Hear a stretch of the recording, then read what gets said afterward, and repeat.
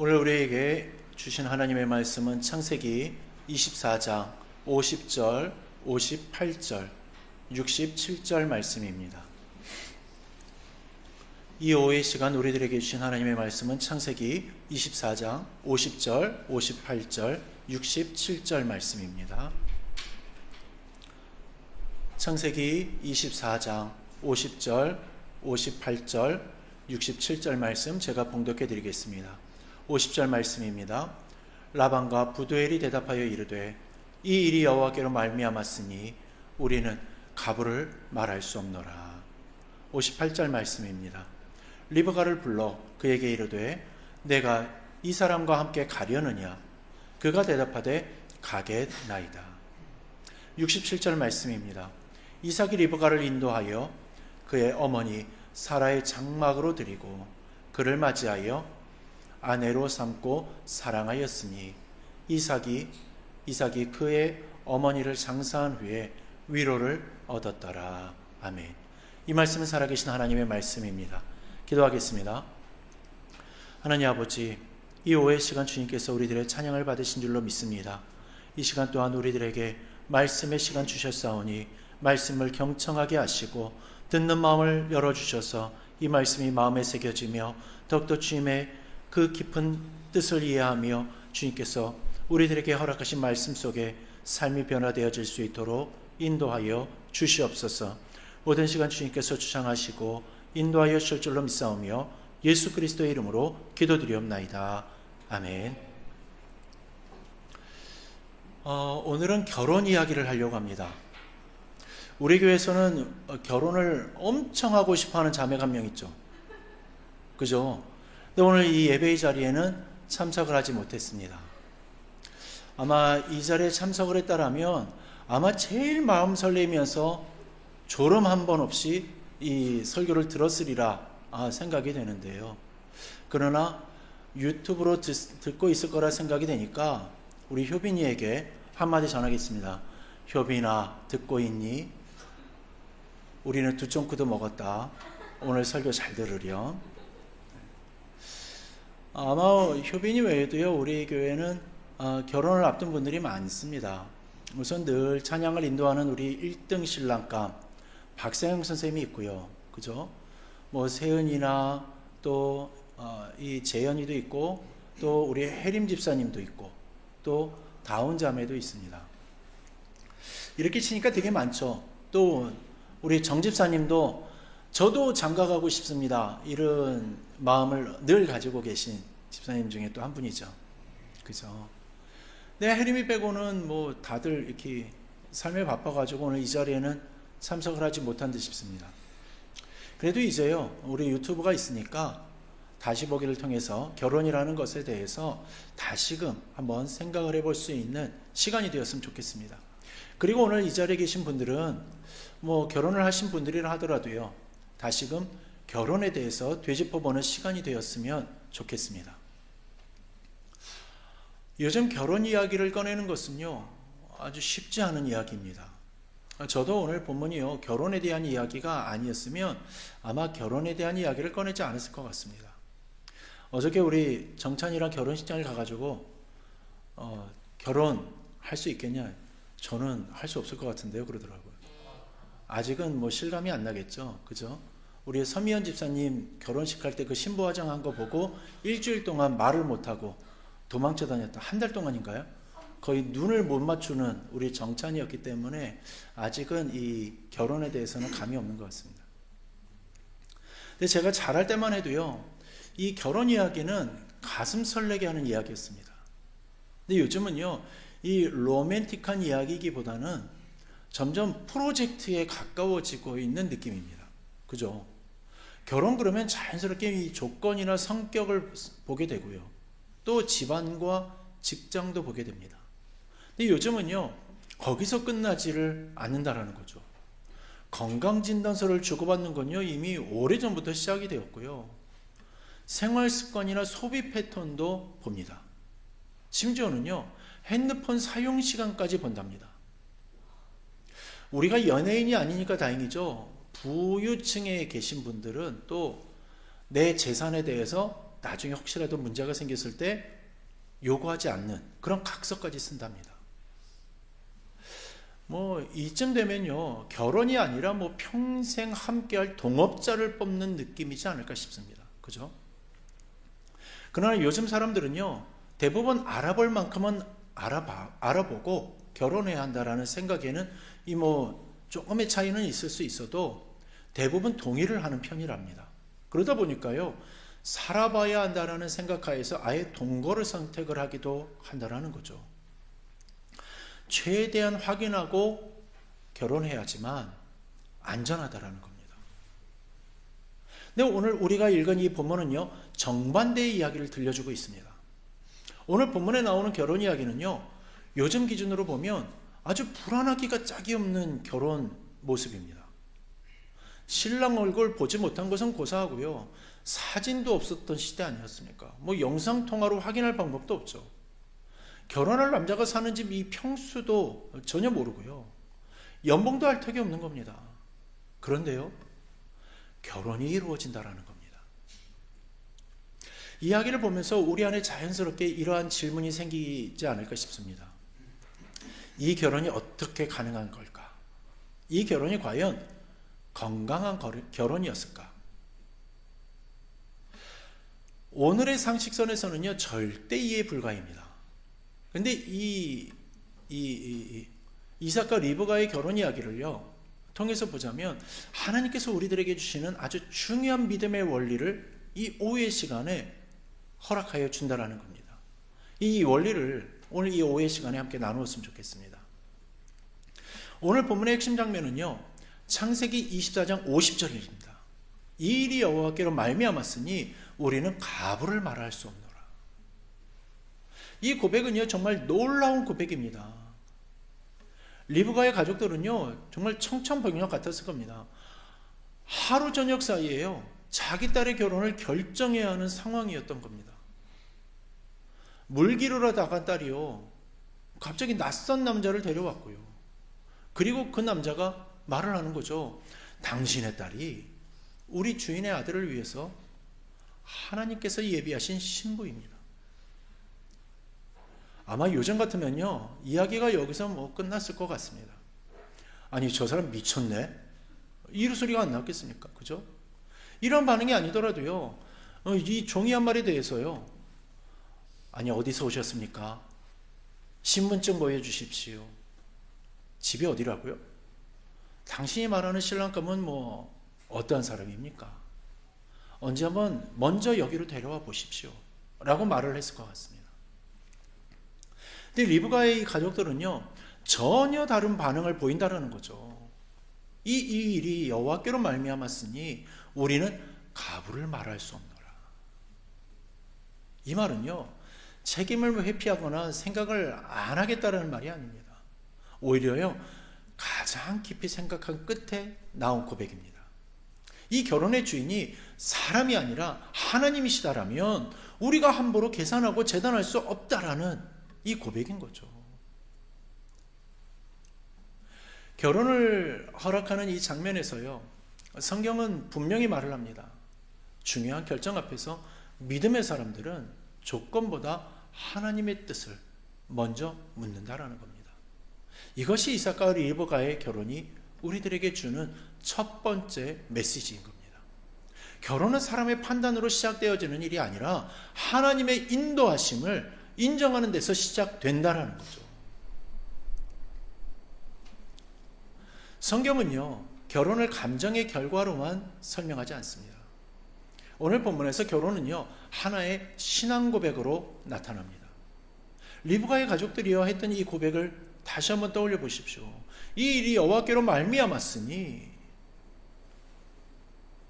여러분, 이 고백은요, 결혼을 결정하는 기준이 무엇인지 분명히 보여줍니다. 그들은 안전해서 허락한 것이 아니고요, 자신들에게 유리해서 허락한 것도 아닙니다. 오직 하나님의 인도하심으로 보였기 때문에 순종한 겁니다. 요즘 결혼을 앞둔 분들은요, 확신이 생기면 결혼하겠다 이렇게 말을 합니다. 근데 성경은요, 말을 합니다. 확신이 생겨서 믿는 것이 아니라 믿기 때문에 결단하는 것이다 라고 말이죠. 결혼은 확인한 다음에 가는 길이 아닙니다. 믿고 건너가는 다리와 같은 겁니다. 여러분, 한강의 다리가 몇 개인지 아십니까? 기준을 어디에 두냐에 따라서요, 조금 이 개수가 달라지긴 하지만 일단 31개 정도라고 말을 할 수가 있습니다. 별로 안 놀리시네요. 엄청나지 않습니까? 이 반응이 하나도 없는데 다 조시나요? 제가 가양대교부터는요, 어느 정도까지는 이름을 웬만큼 알고 있다라고 생각을 했는데, 정확하게 한번 말씀을 드려보려고 이렇게 찾아보니까요, 제가 생각지도 못했던 다리들이요, 엄청 많더라고요. 제가 우리 교회에 이 두쫑크도 먹였겠다 상식을 넓혀드리기 위해서 한번 말씀을 드려보자면, 일산대교, 저 서쪽부터 있는 겁니다. 일산대교가 있고 김포대교가 있습니다. 그리고 행주대교가 있고 방화대교가 있고요, 마곡대교가 있습니다. 그리고 가양대교, 성산대교, 양화대교, 서강대교, 마포대교, 원효대교, 한강대교, 동작대교, 반포대교, 잠수교, 한남대교, 동호대교, 성수대교, 영동대교, 청담대교, 잠실대교, 올림픽대교, 천호대교, 광진교, 구리암사대교, 고덕대교, 강동대교, 미사대교, 팔당대교, 팔당댐 상단 통행로, 운길산대교. 여러분, 어마어마하죠? 들어보지 못한 것도 많을 겁니다. 그죠? 지금 이 다리 이름을 말씀드렸지만, 이 다리들을 우리가 건널 때마다요, 다리의 안전장치가 제대로 작동하고 있는지, 혹시 어디 부실 시공되어 가지고 문제가 있는 곳은 없는지, 이런 것들요, 다리가 무너질지도 모른다라는 불안함에 매번 다리를 두들겨 보고 안전검사된 거 확인하고 이렇게 건너는 분들이 있으십니까? 그런 건 아무도 없죠. 그냥 다리가 튼튼하다는 믿음으로 다리를 건너게 되는 겁니다. 그리고 혹시라도 다리를 확인하고 싶다 하더라도요, 자동차를 타고 건너다 보니까 그런 생각을 하는 동시에 이미 다리는 건너져 있습니다. 근데 결혼도 마찬가지라는 겁니다. 아무리 오래 만나고 아무리 많이 알아도요, 미래를 다 알 수는 없다라는 거죠. 같이 살아보기 전에는 알 수가 없는 것들이 분명히 있습니다. 성경은 그런 불확실함을 없애주는 책이 아닙니다. 대신에 누구를 믿고 가느냐에 이것을 묻는 겁니다. 상대를 믿는 것도 중요하지만요, 그보다 더 중요한 것은 하나님을 믿고 가느냐라는 질문인 겁니다. 그래서 그리스도인의 결혼은요, 사랑 고백이기 전에 신앙 고백인 겁니다. 하나님 앞에서 이 사람과 함께 가겠습니다. 하나님을 신뢰하며 이 길을 가겠습니다. 이 고백이 결혼의 중심에 있어야 하는 겁니다. 오늘의 말씀은요, 결혼을 앞둔 이 미혼 청년들만을 위한 말씀이 아닙니다. 이미 결혼하신 분들에게도 아주 중요한 말씀입니다. 결혼은요, 한 번의 이벤트가 아니라 계속해서 믿음으로 걸어가는 여정이기 때문인 거죠. 결혼이 진행되어지는 가운데요, 가장 인상적인 장면은 리브가의 대답입니다. 내가 이 사람과 함께 가겠느냐? 가겠나이다. 짧은 한마디죠. 설명도 없습니다. 조건도 없고요. 그죠? 그러게 이 대답은요, 즉흥적인 선택이 아닌 겁니다. 리브가는요, 아브라함의 종에게서 하나님이 어떻게 일하셨는지를 들었습니다. 우연처럼 보였던 만남, 기도와 정확히 맞아떨어진 상황, 그 모든 과정을 들으면서 이 만남이 하나님께로부터 왔음을 깨달은 겁니다. 그래서 리브가는요, 아무 두려움 없이 떠나고자 선택을 할 수 있었던 겁니다. 여러분, 부모를 떠나는 것이 쉬운 일이었겠습니까? 정말 쉽지 않았을 겁니다. 또한 고향을 떠나는 것도요, 결코 가벼운 일이 아니죠. 그럼에도 불구하고 리브가는 말을 합니다. 가겠나이다. 이 장면은요, 아브라함을 떠올리게 합니다.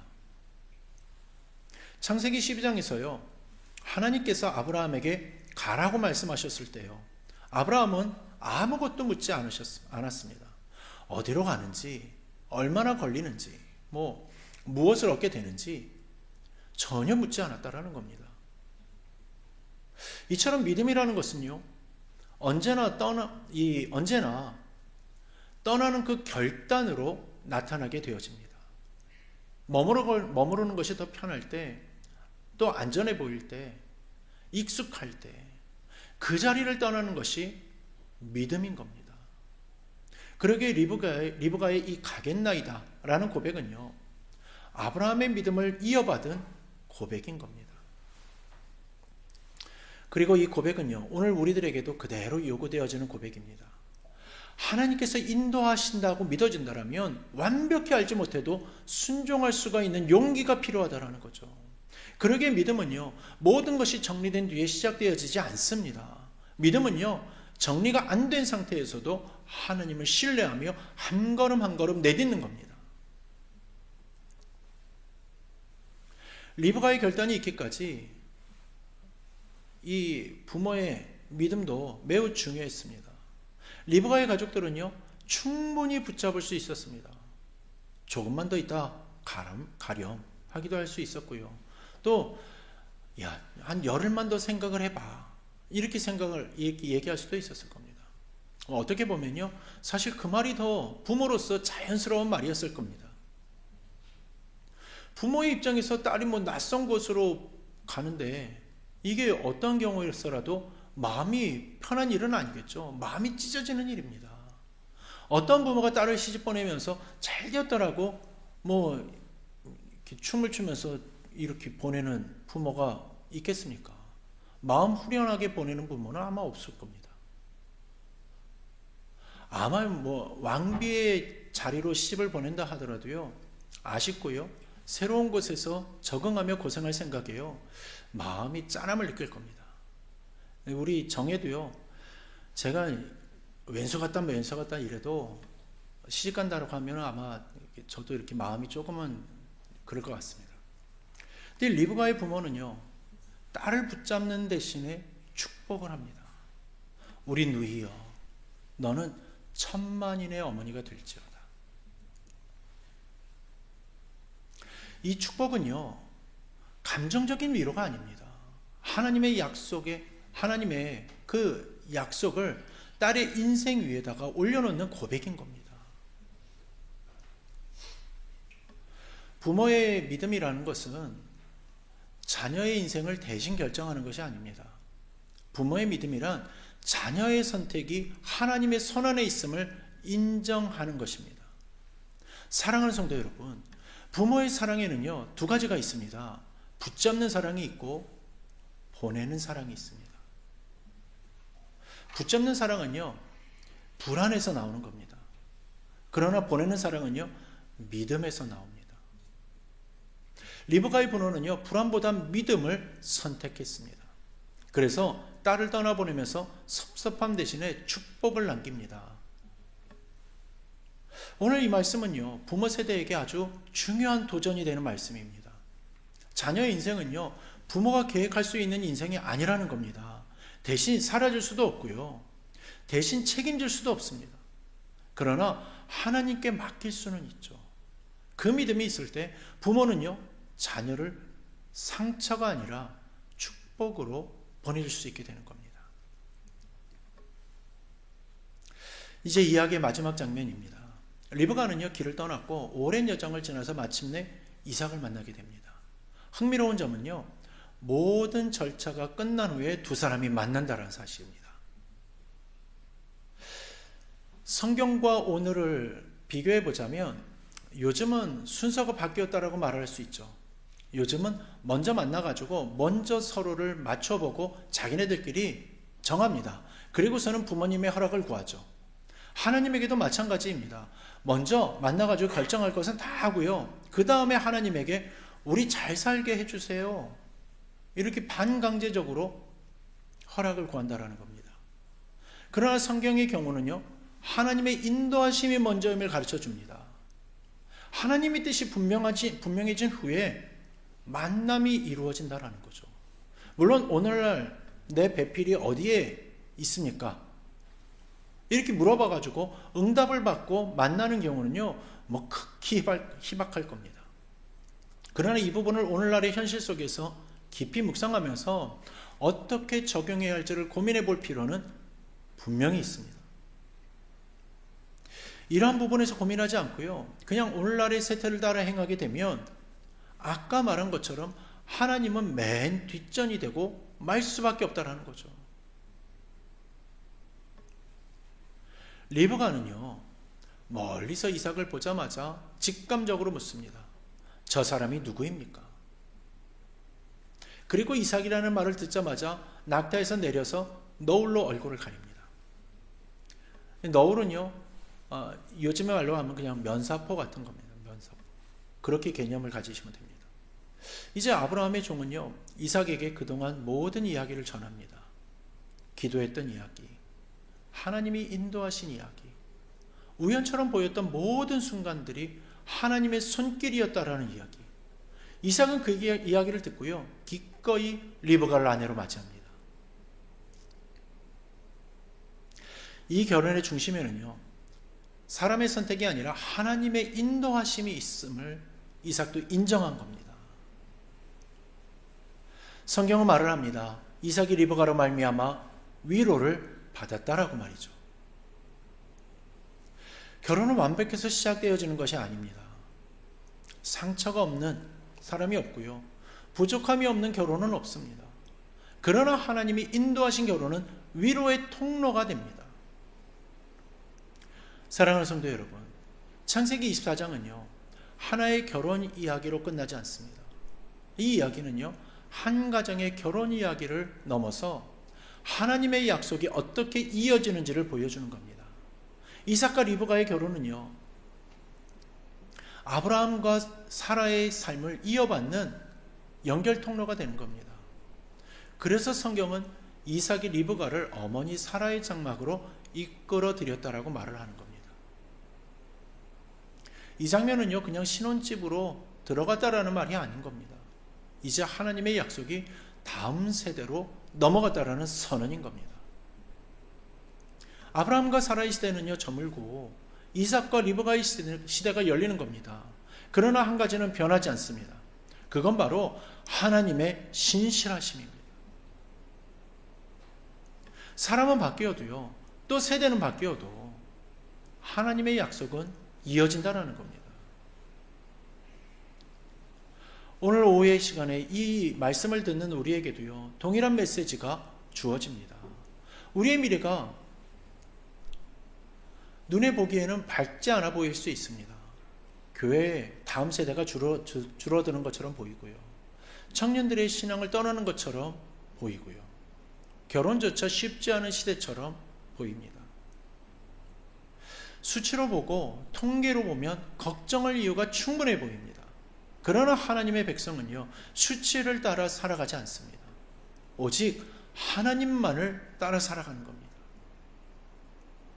아브라함도 또 리브가도 이삭도 미래를 다 알고 순종한 것이 아닙니다. 하나님이 인도하신다는 것을 믿었기 때문에 한 걸음을 내디뎠을 뿐인 겁니다. 그리고 하나님은요 그 순종 위에 자신의 약속을 이행하셨습니다. 결혼을 앞두고 있는 분들이라면 완벽해질 때까지 기다리라 하지 마십시오. 하나님께 먼저 묻고 또 하나님의 뜻이란 믿어진다면 용기 있게 순종하십시오. 그리고 부모된 입장에 선 분들이라면 자녀의 인생을 끝까지 붙잡으려 하지 마십시오. 그 자리에 하나님께서 일하심을 믿고 축복하며 보내주십시오. 그리고 여러분, 결혼은 끝이 아닙니다. 믿음의 여정의 한 장면입니다. 그리고 그 여정은요 우리 개인으로 끝나지 않습니다.